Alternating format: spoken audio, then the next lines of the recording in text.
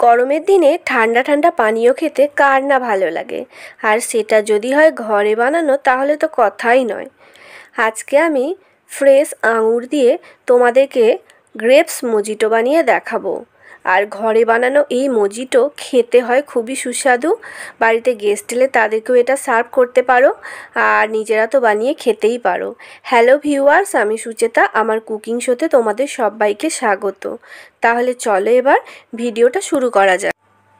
Grapes মজিটো বানানোর জন্য এখানে আমি কিছু পাকা গ্রেপস বা আঙুর নিয়ে ভালো করে ধুয়ে পরিষ্কার করে নিয়েছি। প্রথমেই আমি মজিটো সিরাপটা বানিয়ে নেব। তার জন্য এই গ্রেপসগুলোকে আমি একটা মিক্সার জারের মধ্যে নিয়ে নিচ্ছি। তোমরা যে পরিমাণে মজিটো সিরাপ বানাতে চাও সেই অনুযায়ী গ্রেপসটা এখানে নেবে। তো এবার এর মধ্যে আমি আরও কিছু উপকরণ নিয়ে নিচ্ছি, যেমন দিয়ে দিচ্ছি হাফ টিস্পুন বিট লবণ। আমি এখানে বিট লবণই দিলাম। 1 টিস্পুন চিনি দিয়ে দিলাম। গ্রেপসগুলো যেহেতু খুব পাকা আর রসালো মিষ্টিও, তাই চিনিটা কম দিলাম। 1 টিস্পুনের একটু বেশি পাতিলেবুর রস আর 1 টিস্পুন চাট মশলা দিয়ে দিলাম। এবার এইগুলোকে আমি পেস্ট বানিয়ে সিরাপ বানিয়ে নেব।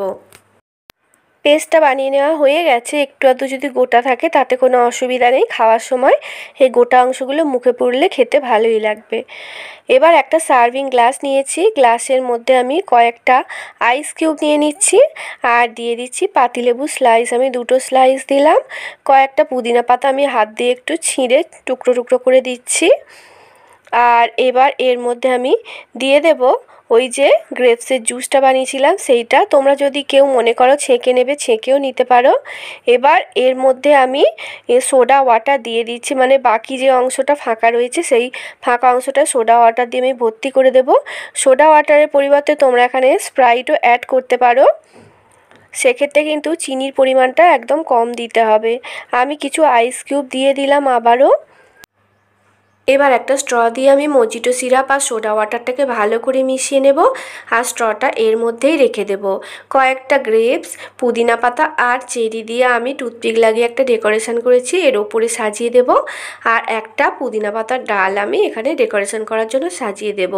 তৈরি হয়ে গেল গ্রেপস মজিটো। তোমরা অবশ্যই বাড়িতে বানাও, বানিয়ে নিজেরা খাও এবং সকলকে খাওয়াও।